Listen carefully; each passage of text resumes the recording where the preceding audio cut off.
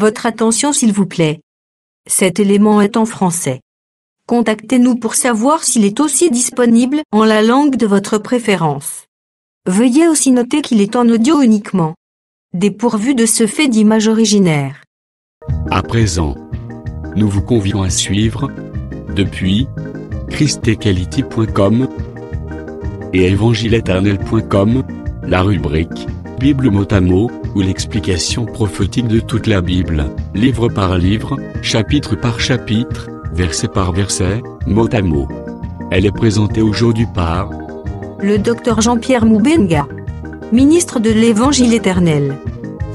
Tous les enseignements du Dr Jean-Pierre Moubenga sont disponibles sur christequality.com/jpmoubenga.html.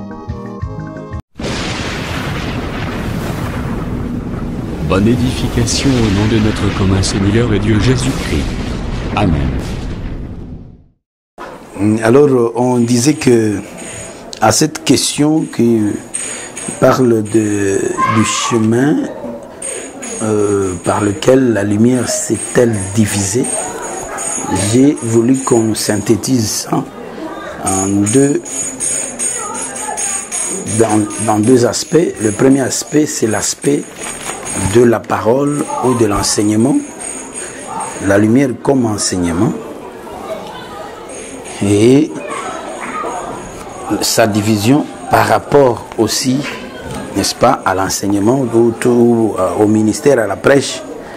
C'est là où nous disons que on peut parler du ministère lui-même en utilisant, j'ai évoqué ici Job chapitre 36, le verset 32, qui parle de la main de Dieu, que l'Éternel prend la lumière dans sa main et il la dirige vers ses adversaires. Nous voyons cette chose, nous pouvons, la même écriture là, nous la ramenons, n'est-ce pas, après enlèvement, par rapport aux frappes de Dieu.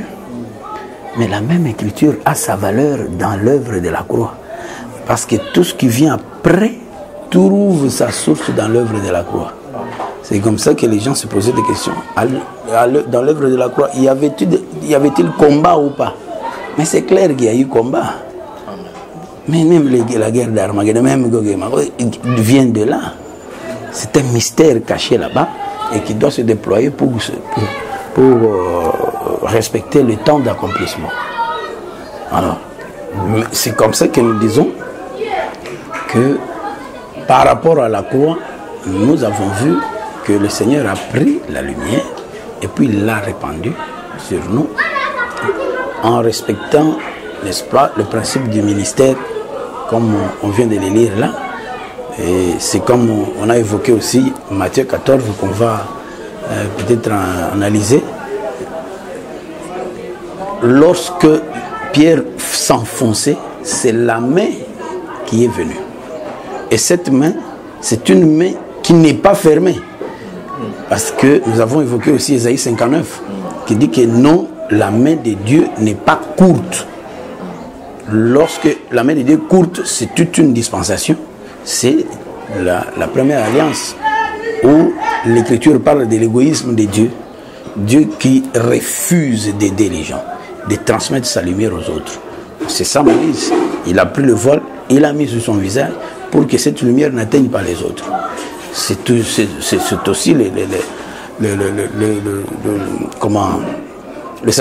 les sacerdoces lévitiques qui ne voulaient pas que l'homme de Dieu sorte avec, n'est-ce pas, les vêtements sacerdotaux à l'extérieur, puisqu'ils ne voulaient pas que les hommes soient sanctifiés. Ils restaient avec ça à l'intérieur et puis ils s'échangeaient pour sortir.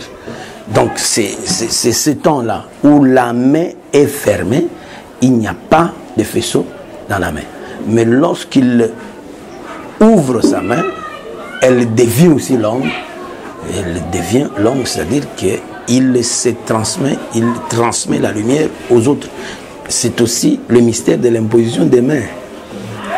Parce que à la Pentecôte, il y a eu un apôtre qui est descendu et qui a posé la main sur l'église. Pourquoi? Parce que Philippe a dit, quand il a fini à travailler à Samarie, il a voulu appeler les apôtres. Malgré qu'il avait prêché, il avait fait beaucoup de miracles, il fallait la présence des apôtres. Cette écriture nous prouve aussi qu'à ce moment-là, Philippe n'était pas encore apôtre. Il était encore disciple.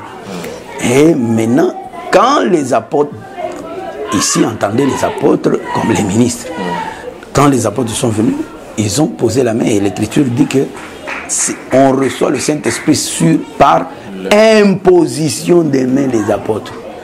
Ce qui veut dire que Jésus l'apôtre était là dans les actes 2 et il a posé la main. C'est comme ça que la lumière a été répandue. Parce que c'est de la main de Dieu que sorte cette lumière-là. Donc ça, c'est par rapport au ministère du chiffre 1 au chiffre 5. Mais il y a aussi des chiffres 1 au chiffre 12, comme on venait de le dire, par rapport à la marche qui concerne Abraham, Isaac et Jacob. Jacob devient Israël. C'est là où c'est Jacob qui s'est multiplié. La fois passée, nous avons dit que Jacob était le Saint-Esprit. Il représentait le Saint-Esprit par rapport au nom du Père, du Fils et du Saint-Esprit. Et Saint-Esprit, c'est la lumière répandue. C'est lorsque la main de Dieu s'ouvre et qui se répand, qui se divise. Et disons, la lumière qui se divise de la main de l'Éternel. Donc, les 12 représentent des portions de lumière. Ils étaient ensemble en Jacob, et lorsque il devient Israël, et puis la lumière se répand. C'est pourquoi l'Écriture dit qu'il n'y a-t-il pas 12 heures au jour. Nous avons dit que le jour défini par Moïse, c'est la lumière. Et la lumière qui était une dans la main, et elle s'est répandue dans plusieurs portions. La première portion, Rubin, puis jusqu'à la fin. Et ce sont aussi, c'est toute la richesse de Dieu. Ce sont des pierres précieuses qui forment le pectoral, qui est aussi à l'image du champ de Boaz, où se trouve tout. Parce que tout se trouve dans ce champ-là. Boaz dit à la fille, tu as bien fait d'entrer ici.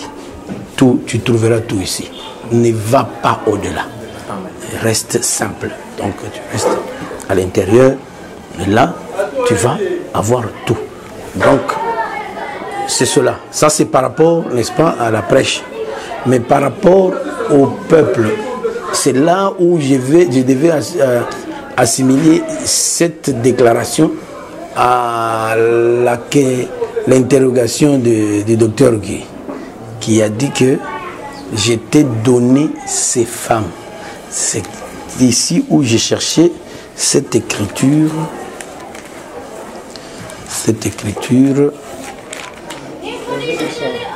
Lorsque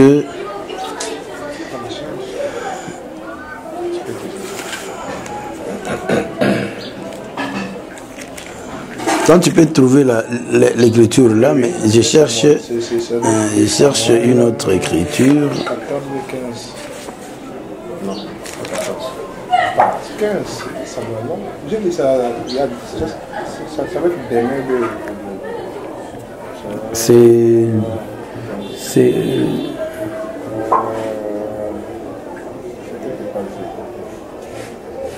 Des Samuel 4, 12.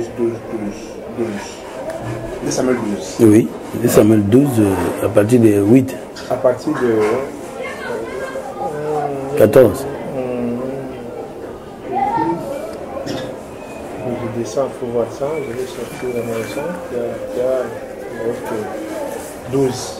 Car tu as agi en secret, et moi je ferai cela en présence de tout Israël et à la présence du soleil.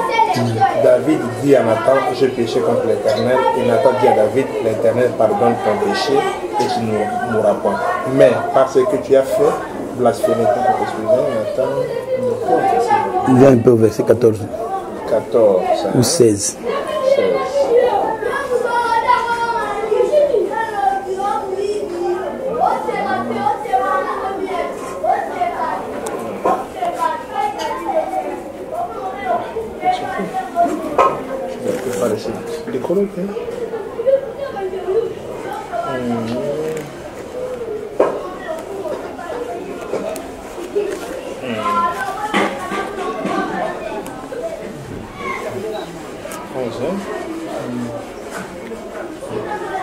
Il est loin comme roi d'Israël et il n'a pas occupé le trône. Il n'a pas régné en fait. Là, il vient pour mourir. Maintenant, au niveau de 2 Samuel chapitre 2, nous voyons David devenir roi à Hébron. À Hébron. Oui. Il devient roi à Hébron. Quand il devient roi à Hébron, il ne vient pas avec une seule femme. Il vient avec 2 femmes.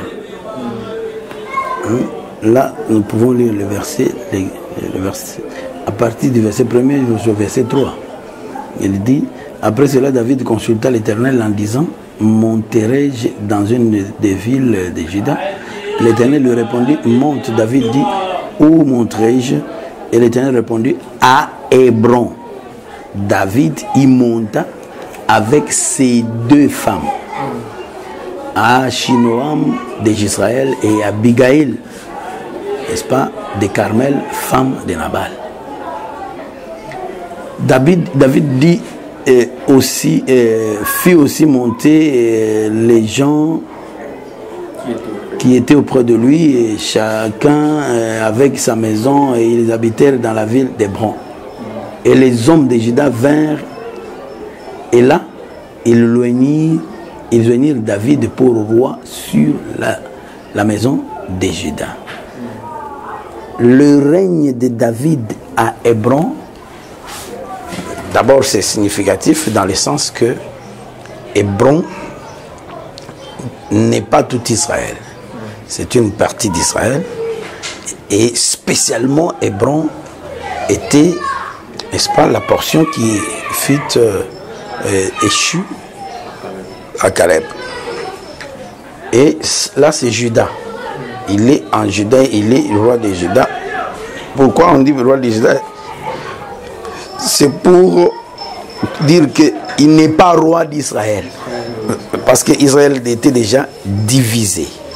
Israël était déjà divisé. Il y a Israël et puis Juda. Mais lui a régné seulement en Juda. Le Juda, le règne de Juda ici, il est symbole de notre temps ici. C'est-à-dire le règne ici dans une portion, donc chez nous. Mais nous voyons la présence de 2 femmes. Les 2 femmes ici, c'est une portion qui est Israël et une portion qui est les nations. Cette chose, on peut la retrouver même lorsque le Seigneur parle au niveau de Deutéronome 22, 6, lorsqu'il dit, il parle du nid d'oiseau. Il est composé de 2 choses. Sur l'arbre et sur la terre. Mais il dit un nid. Mais il y a des gens de la terre et des gens de l'arbre ou des airs. C'est pour parler de la notion de postérité. La postérité céleste et la postérité terrestre. Israël représentant la postérité terrestre, une partie. Parce que dans l'église, il y a les Pierre, les Jean et Jacques. Et puis nous autres qui représentons la postérité spirituelle. Donc, Dieu voit plusieurs femmes. Maintenant, il dit, si cela ne suffisait pas, parce que cette portion de l'écriture n'est pas écrite seulement comme ça en l'air. Si cela ne suffisait pas, je t'aurais ajouté. Donc, à la vérité, Dieu sait qu'il va lui ajouter. Amen. Et la personne, la femme qui va jeter ses vaches qui étaient rejetées, qui doit revenir. C'est-à-dire quand le Seigneur ira récupérer le reste d'Israël. C'est pourquoi je parle des temps, pour parler de ce temps ici où David règne à Hébron et comment il va régner à Jérusalem. Lorsqu'il va récupérer Jérusalem, il sera le roi de tout Israël, pour accomplir Zacharie chapitre 14. Donc il sera le roi de toute la terre. Donc nous sommes déjà à la fin. Là, on parle là même des milléniums. Donc c'est pour dire que par rapport au peuple ou aux femmes, la lumière a été déversée dans l'église. Or, dans l'église, il y a deux portions. Il y a une partie d'Israël et nous. Et cette même lumière ira encore dans le reste d'Israël. C'est la même lumière qui ira là-bas. Je crois qu'on arrivera, n'est-ce pas, à ces points-là par rapport aux pluies, par rapport aux pluies, pour voir si dans une année, on divisera une année en deux pour que une portion reçoive d'un côté et une autre reçoive de l'autre côté. Et même Dieu trouvera que c'est un désordre. Mais c'est une question que toi tu as apportée. Mais ouais, dans une année. Oui. Le principe, vous acceptez que j'ouvre une parenthèse là-bas. Le principe des pluies, c'est un principe qui marche avec le fruit. Donc, ça marche avec les temps, le fruit. C'est la promesse que je vous enverrai les pluies en leur temps. Chaque pluie a son temps parce que chaque pluie a une mission spéciale. Si on vous envoie une seule pluie, vous n'aurez pas le fruit. C'est la pluie. Si on vous donne par exemple la pluie de l'automne, ça ne produira pas le fruit. Et si on vous donne la pluie du printemps, sans la pluie d'automne, vous n'aurez pas le fruit. Et Jacques confirme ça lorsqu'il parle de la patience du laboureur. Pour que le laboureur parvienne à avoir le fruit du champ, il faut qu'il soit patient, qu'il voie la pluie de la première et la pluie de l'arrière-saison. C'est comme ça qu'il pourra voir le fruit. Or, le fruit, c'est comme un salaire également. C'est vraiment la vie. Nous, ici, nous l'église, à Hébron ici, nous bénéficions aussi du fruit. C'est pourquoi on parle de la moisson. Pour nous aussi, il y a une moisson. Donc, nous sommes moissonnés, ou nous avons aussi la moisson, parce que la moisson peut être la parole, mais la moisson, c'est aussi nous, les hommes. Et lorsque le Seigneur nous moissonne, sachez qu'il a attendu la pluie de la première et la saison. C'est là où on montre que dans l'église, il y a les deux pluies. Amen. C'est le même principe qui ira aussi en Israël. Israël ne va pas bénéficier seulement d'une seule pluie. Il doit bénéficier des deux pluies. D'ailleurs, l'écriture est claire. Lorsque la parole part de nouveau ou retourne en Israël, l'écriture commence par « Souvenez-vous de la loi de mon serviteur Moïse ». S'ils ne se souviennent pas de ça, il n'y aura pas de fruits. Amen. Donc, or, quand vous dites la loi de Moïse, c'est tout un temps, c'est toute une saison qui est l'automne. Mais pour qu'il y ait le fruit, il faut qu'il y ait encore le printemps pour qu'il y ait encore l'été. Parce que quand on parle du printemps, la conséquence du printemps, c'est l'été. c'est l'abondance, la moisson. Mais lorsqu'on parle de l'automne, le fruit, c'est l'hiver. Et les deux choses ont du travail sur les champs. La première pluie tue la semence pour que la chose sorte. La seconde pluie mûrit les choses pour qu'on en mange. Et maintenant, même si Israël avait déjà reçu la loi, mais aujourd'hui, est-ce que Israël a la loi? Cet Israël ici, il a la loi. Il a abandonné même la loi. C'est Israël qui l'a. La loi est à leur disposition. Mais ces gens ici, tu peux aller là-bas. Ils ont abandonné même la loi. C'est comme ça que l'Écriture dit qu'ils sont hors. Les fils du royaume, dans Matthieu chapitre 8, les fils du royaume sont dehors. Alors que nous, qui n'étions pas, nous sommes à la table d'Abraham, d'Isaac et de Jacob. C'est maintenant. Cette table, c'est maintenant. Ça peut être juste l'enlèvement. Ça peut être l'enlèvement. L'enlèvement, c'est un mystère, mon frère. Ok, vous continuez. L'enlèvement, c'est un mystère. Si vous dites que non, ça peut être l'enlèvement, parce que dans l'enlèvement, c'est un mystère. Personne. Tu connais comment on sera là-bas l'enlèvement? Tu ne peux pas expliquer que non, c'est d'accord. Je ne sais pas. Peut-être je suis dans la fin. Oh, ouais, tous ces éléments, on pourra les détailler. On pourra les détailler, c'est pas grave. Hein? Mais j'ai voulu simplement dire que je confirme d'abord que nous, ici, nous sommes appelés à vivre 4 saisons et Israël est appelé à vivre 4 saisons. Nous, maintenant, nous vivons aussi l'hiver. Vous ne pensez pas? Comment l'Église ne peut-elle pas vivre l'hiver?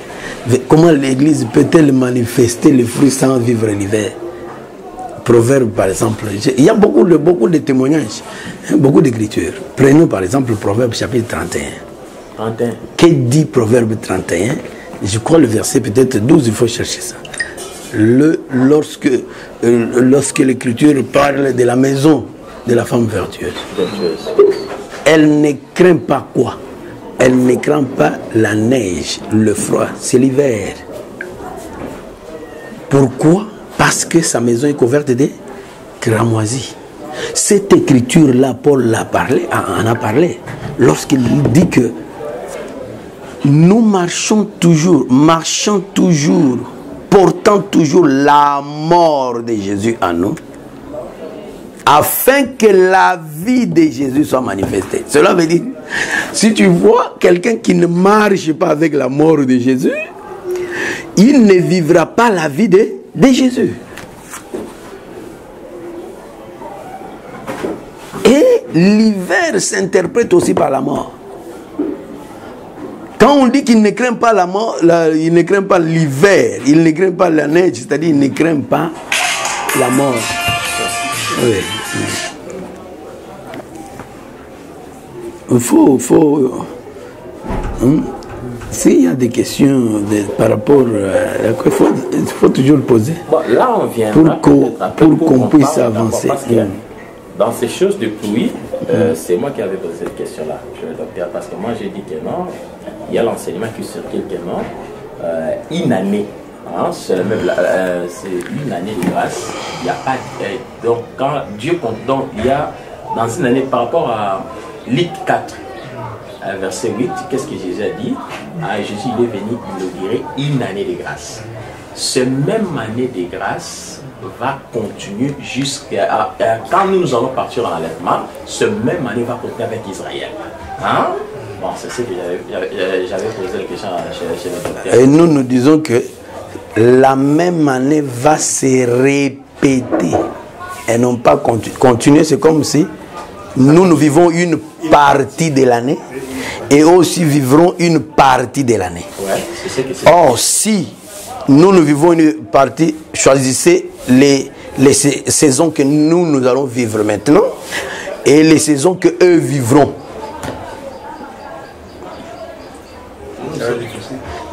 Il faut peut-être, le docteur nous démontre les 4 saisons dans l'année, hein, comme il a commencé avec l'hiver. Hein, oui, c'est ça, parce que c'est ça. Par rapport à cet enseignement, on démontre d'abord les 4 saisons. D'abord, le thème de cet enseignement, c'est les saisons dans une année. Hein? C'est vrai, les saisons dans une année. Et il est en train de démontrer que non, dans une année, il y a 4 saisons. C'est correct. Ah, ça c'est correct, non? Correct. Et nous sommes en train de vivre le 2 saisons par rapport à été. Et été, c'est plus de. Donc par rapport à printemps et été peut-être. Sinon. Et les autres vivant hiver et. Donc automne, il faut commencer toujours par automne et hiver. Parce que hiver c'est une conséquence de l'automne. Et ça ne tiendra pas. Jacques va refuser ça. Et Jacques va refuser ça. Parce que Jacques dit le laboureur attendra. Même si vous dites que le laboureur c'est Dieu d'abord. Mais il nous exhorte, nous aussi, d'être comme ce laboureur. C'est pourquoi nous disons que, même Paul l'a dit, Paul dit que notre Église, dans notre Église, nous croyons ce qui est écrit dans la loi. Donc aujourd'hui, la loi est là. Quand vous parlez de la loi, vous parlez automatiquement de l'automne. Yakoboma. Or, il y a ce qui peut appeler ce qui est dans Job 37, tant nous avons besoin d'amboula fouet. Abisco tant ou bango bakozo mbula, c'est un gars qui se fait réception sur notre zawana. Tant mbula wana ezokota, mbula tant ozuya koboma, avec expliquant que ça mbula na ya o bango bakozo, et ça mbula ya ngolu, mais ça bazo frapper, ça bazo frapper la zela venir. Ce n'est pas, c'est pas. Si nous ne plaçons pas ça dans le temps, ce n'est pas un problème. Mais si nous plaçons ça dans le temps, ça devient un problème. C'est comme si nous voulons dire que nous ne vivons que le printemps et l'été. Alors que les Écritures prouvent que nous vivons aussi l'hiver, nous vivons aussi l'automne. Même Nabucodonosor va vous attraper. Il va vous dire que vous mentez. Si vous dites que nous ne vivons que le printemps, cela veut dire que nous ne vivons que l'interprétation. Vous vivez l'interprétation sans l'écriture qui donne le... Comment vous pouvez vivre ça? Nabucodonosor a dit, pour que je croie que vous avez l'explication du songe, donnez d'abord les songes. Mais vous n'avez pas les songes. Mais vous vivez seulement l'interprétation du songe. Non. Nabucodonosor a dit, vous êtes menteur. Donc, à la vérité, nous vivons l'interprétation de l'écriture sur l'écriture. Donc, l'écriture doit être là. Et là, l'écriture étant comme la pluie de la première saison, et puis même si nous pouvons même changer de langage, parce que les pluies là sont la finalité des pluies, c'est la vie. D'après Deutéronome 11, il parle du mou, il parle de l'huile, il parle du blé. C'est ça la vie. Mais Deutéronome 24 en parle en d'autres termes lorsqu'il parle de meule. Le mystère de meule, c'est aussi le mystère des pluies. Parce que la meule inférieure, vous savez que c'est la loi. Mais la loi, c'est une saison. La loi, c'est la pluie de la première saison. Et puis, automatiquement, la meule supérieure devra être la pluie de l'arrière-saison. Mais, qu'est-ce dit Deutéronome 24? Il dit, vous ne pouvez pas prendre en gage les deux meules. À Soukité, il dit virgule. Vous ne pouvez pas prendre en gage la meule supérieure. Parce que si vous prenez en gage les deux meules, c'est la même chose que si vous prenez la meule supérieure. Pourquoi? Parce que si vous prenez comme ça, c'est que vous avez privé à votre frère la vie. Cela veut dire quoi? Le mêle supérieur plus mêle inférieur égale mêle supérieur égale vie. Ce qui veut dire qu'aujourd'hui, si on peut parler, donc là, vous prenez l'enseignement là, qui parle du printemps, vous faites découvrir à celui-là que non, quand vous parlez du printemps, c'est en dessous là, il y a automatiquement aussi la mêle inférieure. Pour qu'il y ait la vie, il faut qu'il y ait les deux. Donc moi, j'aimerais comme ça. On va faire ceci.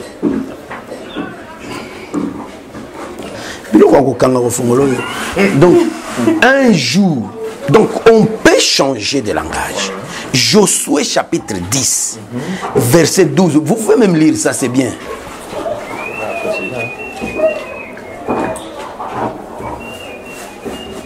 Josué 12, hein? 10. Verset 12. Alors Josué, j'ai lu au nom du Seigneur jusqu'ici. Oui. Alors Josué parla à l'Éternel.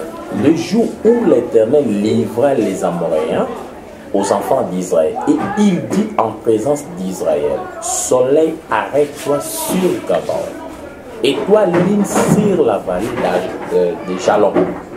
Et le soleil s'arrêta, et la lune suspendit sa course jusqu'à ce que la nation eût tiré vengeance de ses ennemis. Maintenant, continue. Cela n'est-il pas écrit dans le livre du juste? Oui. Le soleil s'arrêta au milieu du ciel et ne s'arrêta point de se coucher presque tout un jour. C'est le jour. Il continue. Il n'y a point de jour comme celui-là. Il n'y a point eu de jour comme celui-là. Quel jour? Ni avant, ni après. Où l'Éternel écouta la voix d'un homme. Placez maintenant ce jour. Placez ce jour maintenant dans la prophétie. Ce jour, placez ça. C'est aujourd'hui ou après. Vous allez placer ce jour quand? Si vous placez ce jour au salut d'Israël, sachez que nous, Dieu ne nous a pas écoutés et ne nous écoutera pas. Si vous placez ce jour ici, c'est que Israël Dieu n'écoutera pas Israël. Parce qu'il a dit, avant ce jour, il n'écoute pas. Après ce jour, là aussi, il n'écoutera pas. C'est le jour ici qui a un effet sur le temps. C'est-à-dire qu'il ne se soumet pas au temps. Donc un jour ici, ça sera le même jour qui se répétera. Amen. Mais ce n'est pas 2 jours. Amen. C'est pas 2 jours. Il n'y a pas un autre moyen de dire ça. Il faut seulement comprendre, il faut que Dieu te fasse seulement comprendre que c'est le même jour ici qui sera là-bas. C'est la même année ici qui sera là-bas. Mais nous disons que les circonstances et les temps de ces choses sont différentes. C'est pourquoi le temps d'Israël, c'est un temps fâcheux où Dieu est en même temps en train de frapper, en même temps en train d'enfanter. Et ce sont ces frappes qui feront que les fils sortent. Nous aussi, Dieu frappe, mais c'est atténué. C'est ce qu'on appelle grâce. Moi, je refuse de dire que la grâce, dans la grâce, il n'y a pas, Dieu ne frappe pas. Non, c'est faux. Parce que l'Écriture dit, Dieu s'irrite en tout temps. Amen. Mais c'est clair. Pourquoi combattre les Écritures? Hein? C'est pas normal de combattre les Écritures. Amen. Là, ça va.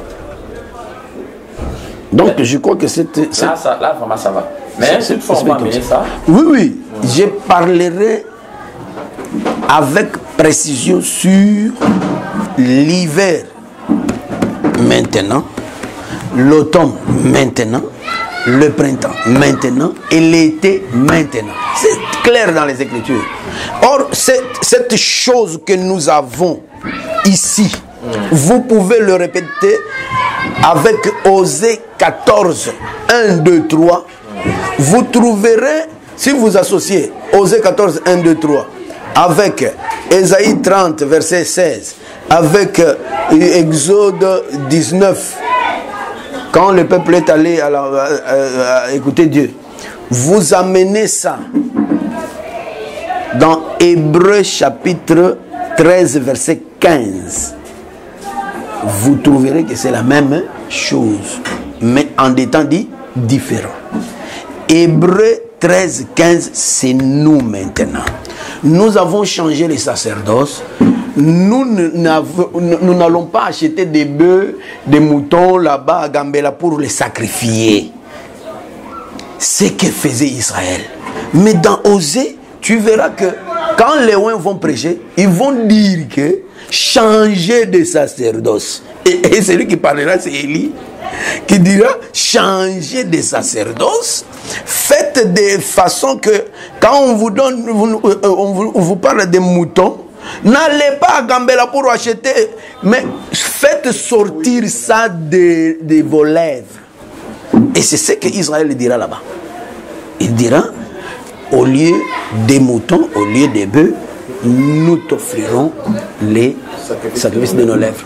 Mais c'est ce que nous sommes en train de faire aujourd'hui. Mais ce ne sont pas les mêmes circonstances. Ce n'est pas le même temps. Les circonstances diffèrent, le temps diffère. Parce que, bien que l'Éternel se fâche en tout temps, parce que la colère de Dieu est interprétée comme étant un feu. Il y a du feu maintenant. C'est pourquoi Pierre, quand il prêche, il dit, ne vous étonnez pas. Parce que les gens qui parlent de la grâce, ils peuvent penser que, à la vérité, la grâce, c'est que Dieu ne se fâche pas. C'est une erreur encore. Pourquoi? Parce que Hébreux chapitre 8 parle de l'expression de blâme. L'alliance nouvelle dans laquelle nous sommes, c'est une alliance qui veut, c'est une alliance qui veut que, l'alliance nouvelle, c'est une alliance qui veut que nous puissions, l'alliance nouvelle ici, elle est enfantée par cette expression de blâme, parce que l'Écriture dit que c'est sur une expression de blâme et Dieu a promis l'alliance nouvelle à Israël. Parce que notre alliance, ce n'est pas l'alliance que nous avons été promise par Dieu. Non. C'est une alliance qui était promise toujours à Israël. Mais nous en avons bénéficié. Or, c'est une alliance qui sort d'une expression de blâme. C'est une colère. C'est une colère dans Exode chapitre 4, 3 plutôt. 3 ou 4, je crois 4. Et le Seigneur, avant de parler d'Aaron, il a dit la colère de Dieu s'enflamma. Okay. Aaron était la solution de Moïse. Donc Moïse ne savait pas parler, mais Aaron venait faciliter le langage de Moïse. C'est l'œuvre du ministère aussi. Et avant que Dieu ne dise voici ton frère Aaron, il s'était déjà fâché. C'est la colère de Dieu qui est aussi un feu. Et le feu de Dieu se retrouve partout. Mais ici, elle est atténuée. Et de l'autre côté, elle sera comme ça, en pleine colère. Donc c'est pour dire, ce sont des petits éléments mais qui sont comme des bases dans l'évolution des choses. Sinon, on va dire des choses que Dieu, à la vérité, n'a pas dites. Et à ce moment-là, c'est pourquoi nous avons la crise de la vie. La crise de la vie. Mais si j'exagère, mais Dieu ne sera pas. Dieu est tellement fier, il est tellement orgueilleux que si je sors de ce qu'il voulait dire, mais il va se retirer. Et quand Dieu se retire, et toi tu ne peux pas, de tes efforts, tu ne peux pas produire la vie. Hein. C'est impossible. Même si je le veux. Même si je le veux, je ne la produirai pas. C'est pour dire que nous devons être simplement humbles. Même la parole doit se prêcher dans l'humilité. Ce n'est pas dans l'orgueil qu'on doit commencer à prêcher la parole. on doit la prêcher dans toute humilité. Parce que Dieu lui-même a dit que personne n'enseignera son concitoyen. Et quand je te prêcherai, je te dis que ça c'est moi seulement. Où est-ce que je suis? Mais même si Dieu se révèle en toi, est-ce qu'il a exclu ces versets-là? Non. Tu dois reconnaître que c'est pas toi. C'est Dieu qui veut s'exprimer au monde pour que la terre vive. C'est la distribution, la division de la lumière que nous venons de parler ici. Hein? C'est très important. Il faut, là je vous conseille, même dans votre ministère, il faut éviter, n'est-ce pas, l'orgueil. Et dans la simplicité, Dieu fera de grandes choses et il vous élèvera. Donc je crois que là on peut, je ne sais pas ce qu'on a dit, mais on a déjà dit quelque chose. Peut-être on peut amorcer le fantôme. C'était le fantôme? Oui. On peut amorcer le fantôme dans peut-être quelques 10 minutes et puis on arrête. Hein? Ton programme était comment? On a commencé il y a quelle heure? Parce que normalement on fait au plus 1h30. On a dit combien de minutes? Non, on peut continuer. Donc, par rapport à la division de la lumière, le chemin de la division de la lumière, c'est clair, c'est Christ simplement. C'est Christ. La lumière divisé. C'est ce que moi j'ai compris. Parce qu'il est venu comme... Il y a une autre confession contraire? Non. Donc, c'est lui qui est venu, c'est lui loin, l'envoyé, n'est-ce pas? C'est lui qui s'est déplacé pour que la lumière... Quand on dit chemin, c'est-à-dire c'est un déplacement. C'est un déplacement. C'est Christ qui s'est déplacé de l'éternité pour venir distribuer la lumière. C'est clair. C'est lui le chemin. Il s'est dit que nul ne va au Père que par moi. Il faut commencer aussi par expliquer d'abord le chemin. Hein? Est-ce qu'il y a deux chemins? Non. Il n'y en a pas deux. C'est lui. On peut prendre plusieurs images là-bas, ce n'est pas un problème, mais on doit atterrir que c'est Christ. Amen. Amen. C'est ça. Amen. Ce chemin-là, il y a la lumière. Donc là, on a quand même conclu, mais retournons peut-être ici, en prenant quelques minutes seulement, et puis on pourra continuer prochainement. Non. Notre thème c'était pas fantôme. Notre thème sur l'évangile. Lamentation 4. C'est là où nous parlions de la dispersion chez Lamentation 4.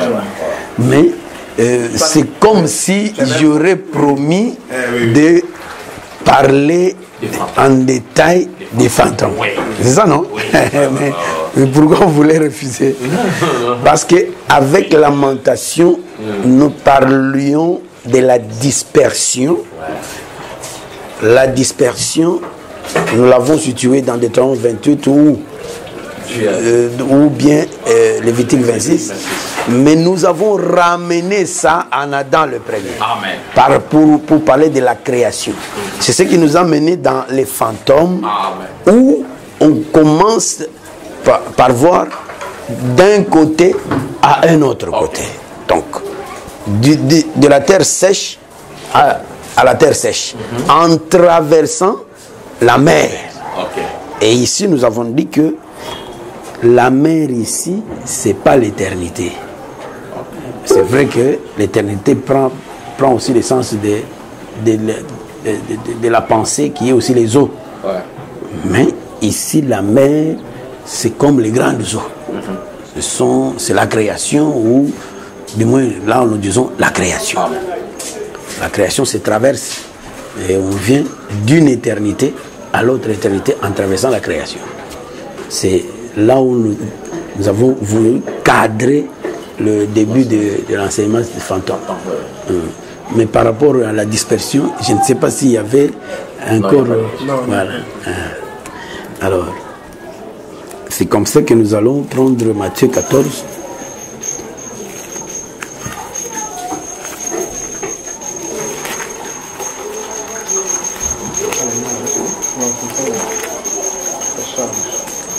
Nous lirons du verset 22 jusqu'au verset 33. 22, 33. Nous lisons notre Seigneur Jésus-Christ. Aussitôt après, il obligea les disciples à monter dans la barque et à passer avant lui de l'autre côté. Pendant qu'il renverrait la foule, quand il leur envoyait, il monta sur la montagne pour prier à l'écart. Et comme le soir était venu, il était là seul. La barque, déjà au milieu de la mer, était bâtie par le flot, car le vent était contre eux. À la 4e veille de la nuit, Jésus alla vers eux marchant sur la mer. Quand le disciple levé marchait sur la mer, il fit trouble et dit: c'est un fantôme. Et dans leur frayeur, ils poussèrent des cris. Jésus leur dit: aussitôt rassurez-vous, c'est moi, n'ayez pas peur. Pierre lui répondit: Seigneur, si c'est toi, ordonne que j'aille vers toi sur les eaux. Et il dit: viens. Pierre sortit de la barque et marcha sur les eaux pour aller vers Jésus. Mais voyant que le vent était fort, il eut peur, et comme il commença à enfoncer, il s'écria: Seigneur, sauve-moi. Aussitôt Jésus étendit la main, les saisit et lui dit: homme de peu de foi, pourquoi as-tu douté? Ils montèrent dans la barque et le vent cessa. Ceux qui étaient dans la barque virent se prosterner devant Jésus et dirent: tu es véritablement le Fils de Dieu. Voilà. Non, on s'arrête là-bas. Alors, nous disons que il y a des points saillants. Lorsque vous avez une histoire qui est liée, il faut avoir toujours le souci de se demander le début ici. Vous devez avoir une harmonie entre le début ici et la fin. Parce que si vous voyez seulement les flashs qui viennent, vous posez seulement sur les flashs, même le milieu là va vous bloquer. S'il vous bloque, alors vous allez commencer à faire ce que nous appelons la malhonnêteté spirituelle ou ministérielle. Le fait de tirer les draps, lorsque vous voulez poser votre chose, vous dites quelque chose que si l'autre le dit, vous pouvez vous opposer à cela.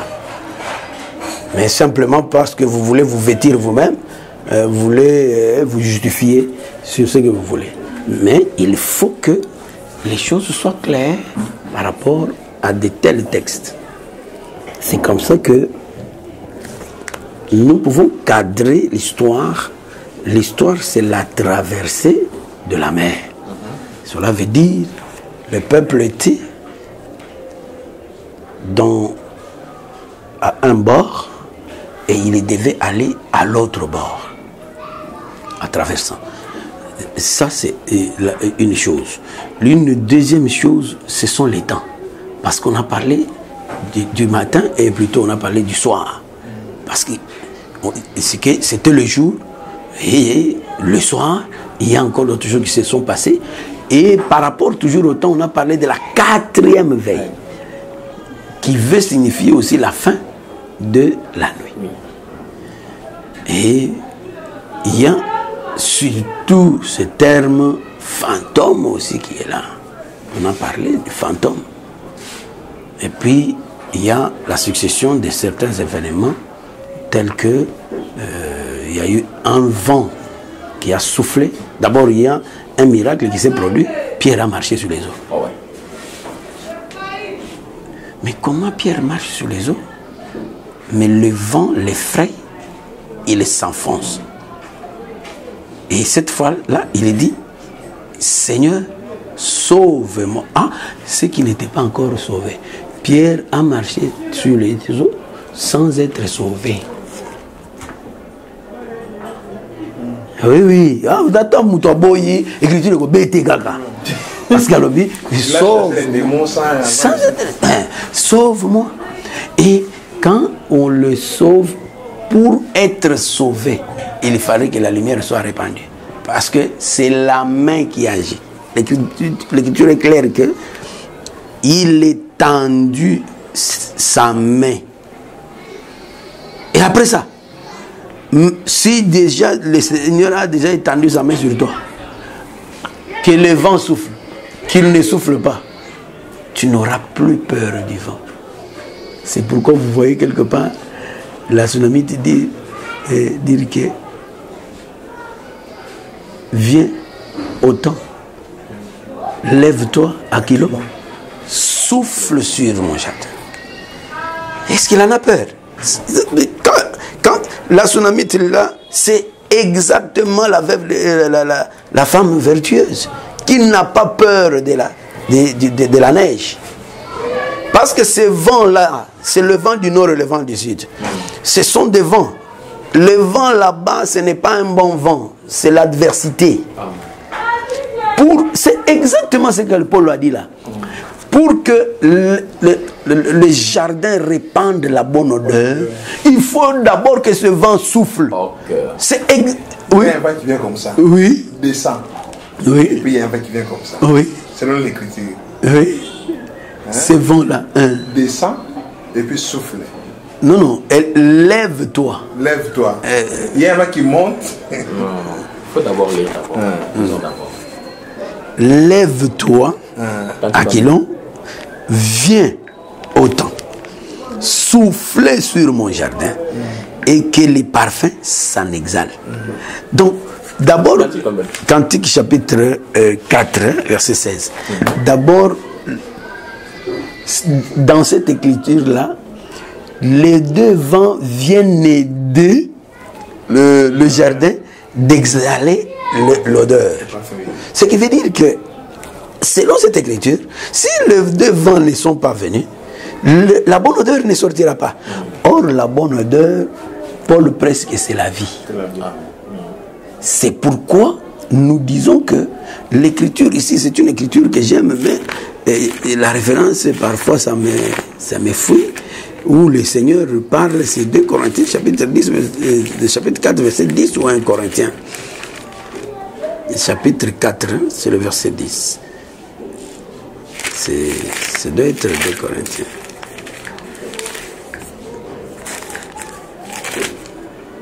De Paul? De Paul. C'est 2 Corinthiens 4, 10. Il dit, pourtant toujours avec nous dans notre corps la mort de Jésus.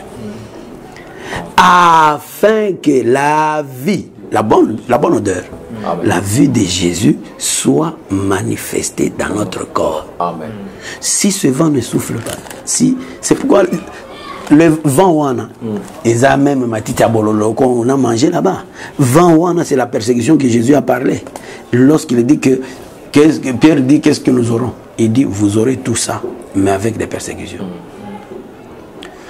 Donc, c'est comme ça qu'il faut normalement comprendre la grâce. La grâce ne peut pas être un libertinage, ça n'existe pas. Donc, le Seigneur permet que son peuple soit persécuté quelque part. Et c'est cette persécution qui va l'aider aussi à manifester la vie de Christ. Vie à Christ et Zakamutouma, casse contre la mort. C'est ça la résurrection.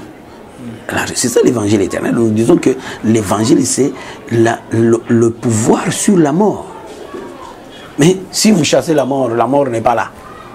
Comment vous verrez que vous avez la supériorité sur la mort? Non, vous devez marcher sur la mort. C'est-à-dire qu'elle doit être là, mais vous marchez dessus. Donc c'est ça, c'est que l'écriture la veut dire. Donc, pour montrer que il y a le vent contraire aussi qui est là, et ce vent, il y a aussi l'intervention, n'est-ce pas, du Seigneur, je retourne dans Matthieu. Je suis retourné dans Matthieu. Mais si il y a une question à poser, peut-être que j'ai sauté quelque chose, que j'avais déjà commencé et j'ai oublié, là il faut me retourner. Mais je retourne dans Matthieu où j'étais en train de cadrer seulement. Mais quoi? Parce que j'ai dit que le vent a apparu et puis une main est intervenue pour pouvoir relever Pierre. Et si la main t'a déjà touché, tu n'as plus peur du vent. Tu vas marcher clairement avec le Seigneur jusqu'à aboutir, arriver au port. Parce qu'ils sont marchés, ils sont arrivés au port. Il faut prendre, je ne sais pas, Marc ou qui va dire qu'ils sont arrivés à la fin, au bon port.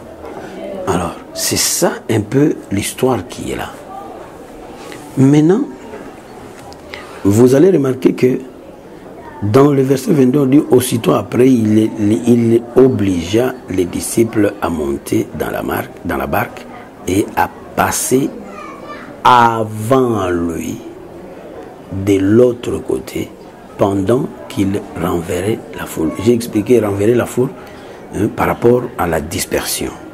Il dispersait la foule. Renvoyer la foule, c'est la disperser. Comme nous l'avons expliqué dans la création, que il continue à créer, mais il avait choisi un peuple. Les disciples, c'est un peuple que Dieu a choisi. Nous prenons cette écriture d'obligés parce que ils étaient nombreux, les disciples, la foule, ils étaient ensemble avec lui.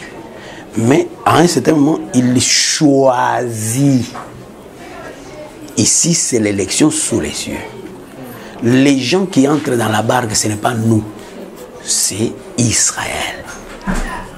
Donc, les gens qui étaient dans la barque là, qui représentaient les Pierre et ses amis, c'est l'élection d'Israël. Deutéronome, si c'est 4, 7, quelque chose comme ça. Et il a obligé,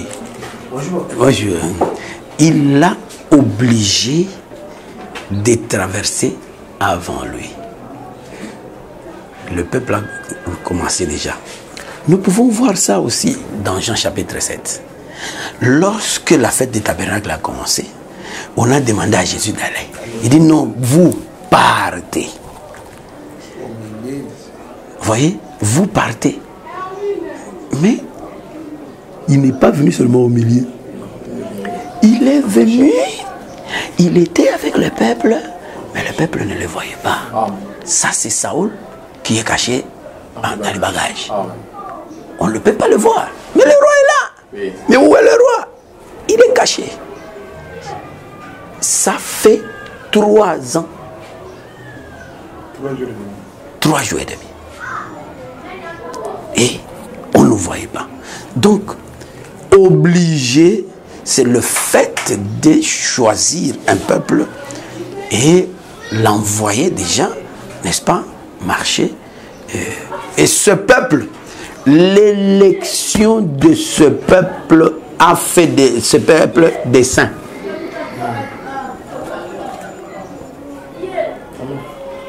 C'est comme ça que les gens des fausseurs là, lorsqu'on a dit qu'Israël était juste, ils ont dit scandale.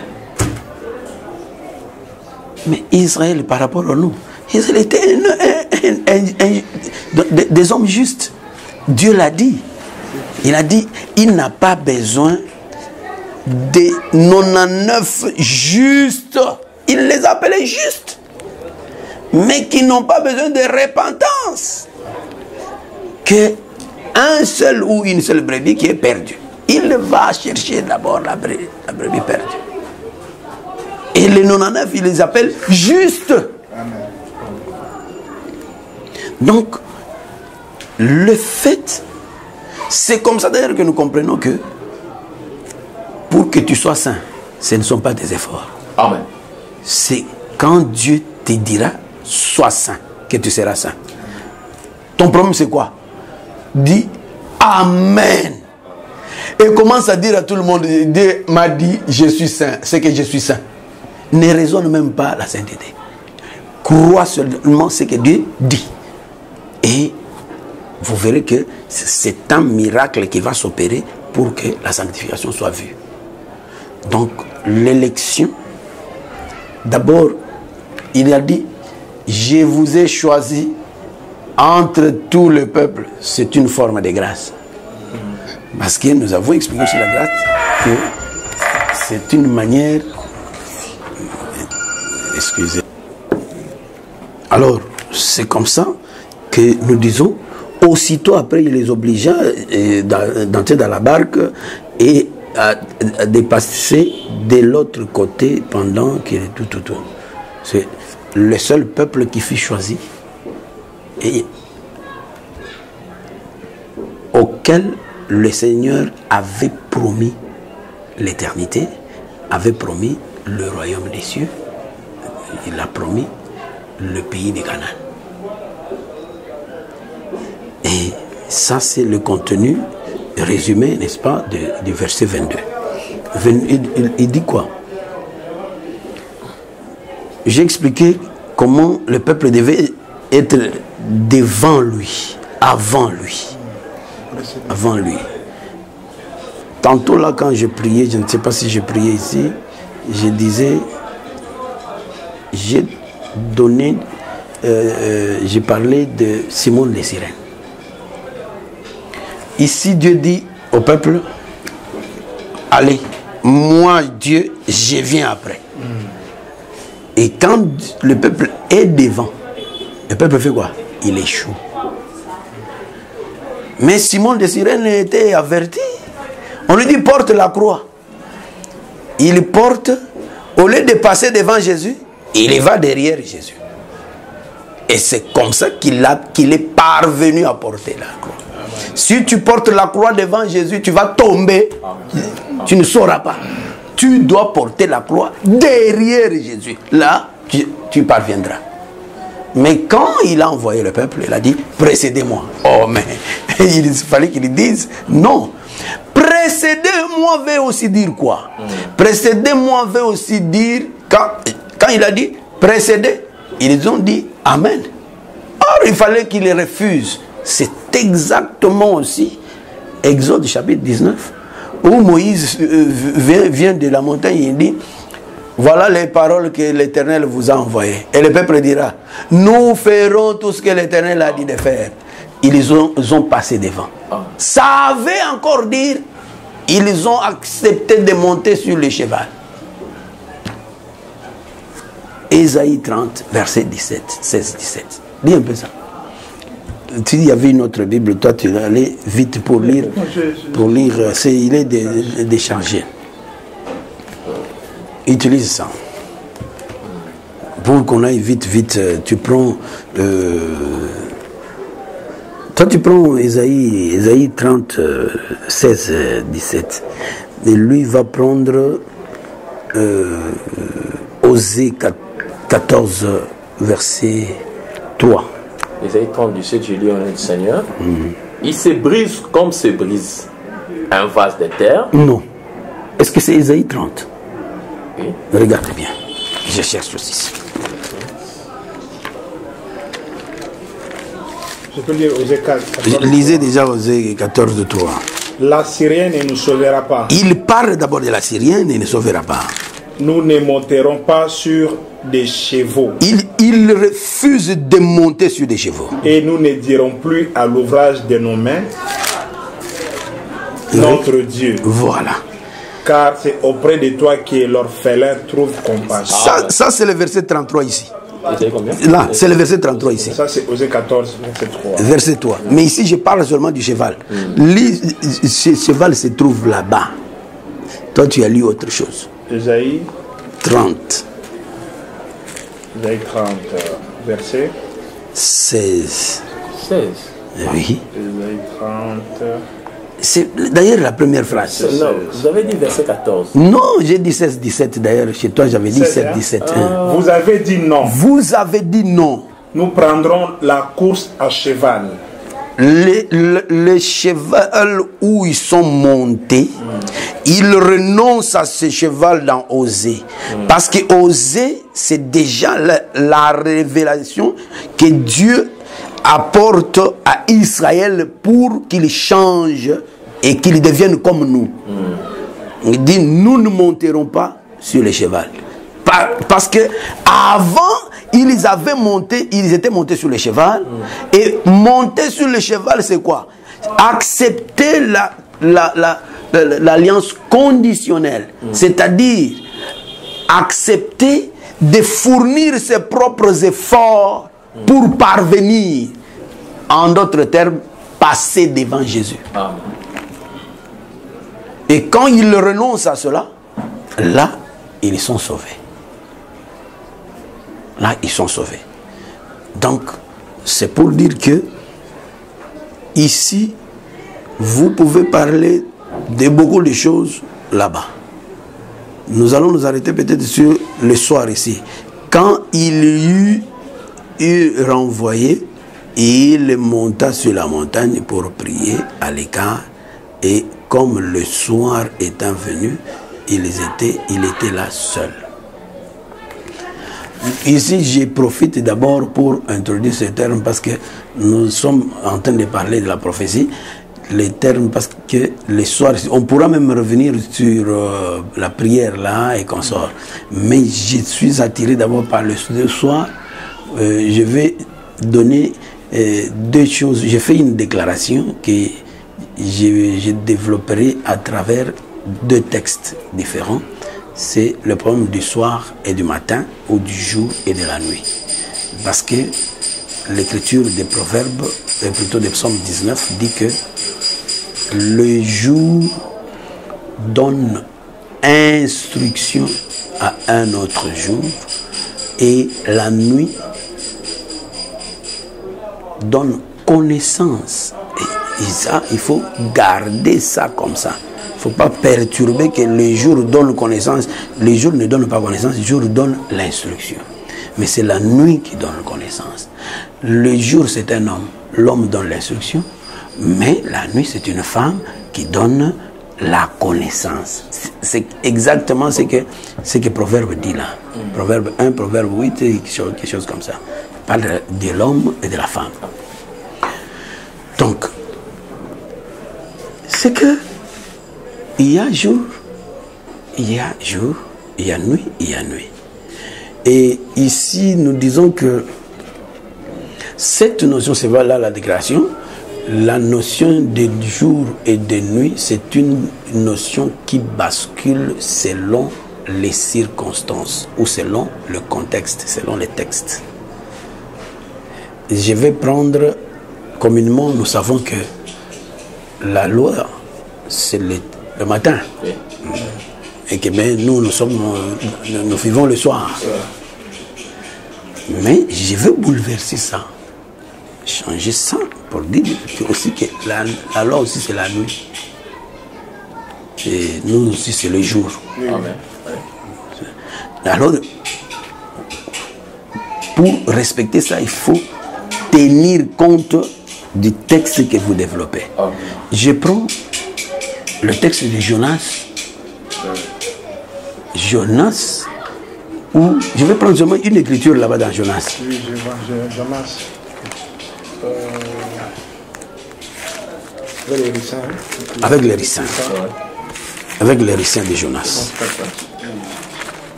Retrouvez ça vite, on s'arrête un peu là-bas pour aujourd'hui.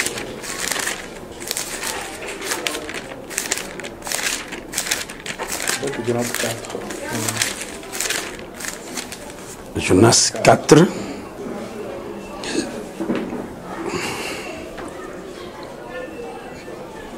Mais vous pouvez... Jonas 4, 10. Et l'Éternel dit, tu as pitié du ricin qui ne t'a coûté aucune peine et tu n'as pas fait croître, qui est né dans une nuit et qui a péri dans une autre. Dans une nuit. Il y a deux nuits. Il y a des nuits. Il est né dans une nuit, il a péri dans une nuit. Vous voyez. Or, si vous lisez, vers l'autre côté là-bas, Prenez le verset 7. Verset 7. Mais le lendemain, à l'aurore, Dieu fit venir un ver qui piqua le raisin et le raisin sécha. Or, périr, c'est sécher. Et maintenant, il dit, c'est à l'aurore que le ver est entré dans le travail. À l'aurore, c'est le matin. Mais il signifie qu'il est né la nuit et il est mort la nuit. Quelle est la nuit où le raisin est élevé et quelle est la nuit où le raisin est mort? Ça. Il y a une nuit. Oui. Il y a une nuit qui parle de la mort, l'autre nuit parle de la grâce. Ok. Même avec les toisons. Voilà, c'est l'écriture d'ailleurs qui l'explique. Parce qu'il y a 2 nuits. Gédéon a utilisé 2 nuits. Une nuit, voilà encore une écriture très claire. Dans une nuit, cette nuit-là, la première nuit de Jonas, de Gédéon, c'est la loi.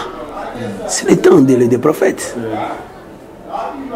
Donc, ici, c'est clair que le temps des prophètes aussi, c'est la nuit. Même avec Luc 12, le riche insensé, il lui a dit, cette même nuit ici, ton âme te sera redemandée. C'est encore une nuit. Donc, c'est pour dire que, je crois que c'est clair, il a retrouvé même un autre verset. C'est clair que, d'après ma déclaration, la nuit, ce que telle écriture peut appeler nuit, peut être aussi jour. Ce que telle écriture peut appeler jour, peut être aussi nuit.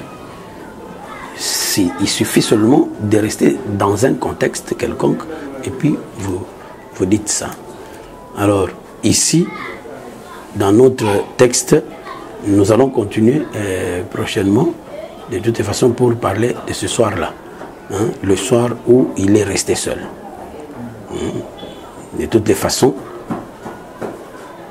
on a vu, il intervient à la 4e veille, mais on a encore dit qu'il est resté seul en train de renvoyer les gens.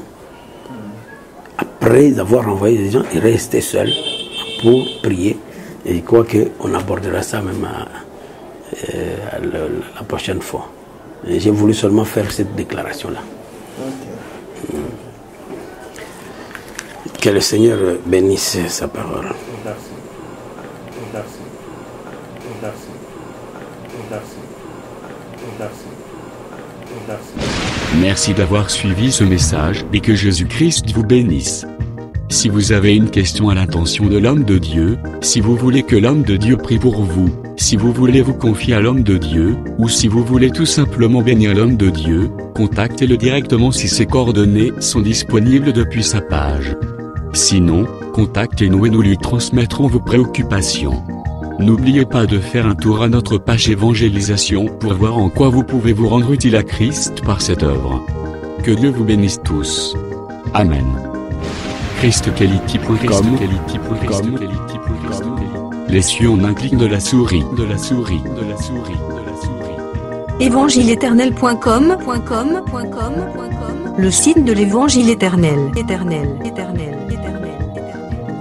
Christ et Quality Fondation, équilibrer la manne ramassée dans le désert de sorte que chacun ait un eumère.